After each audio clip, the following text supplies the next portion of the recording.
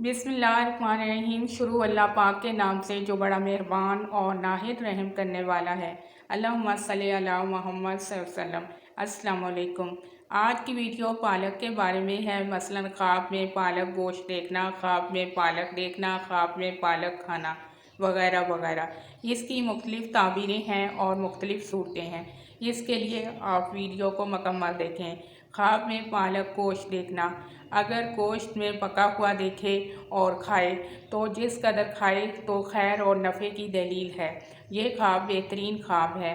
ख्वाब में पालक देखना अंदेशा और गम की दलील है और इसका खाना ज़रर और नुकसान का बायस है, यानी कि माल का नुकसान है। अगर गोश्त में पका हुआ देखे और खाए और जिस कदर खाए तो खैर और नफ़े की दलील है। अगर कोई बुरा ख्वाब देखें तो इसके लिए सदका और इस्तग़फ़ार लाज़मी करें और साथ एक तस्बीह इस्तग़फ़ार की पढ़ें। अल्लाह पाक आपकी मुश्किलात को दूर करे और आसानियाँ करे। आमीन सुम्मा आमीन।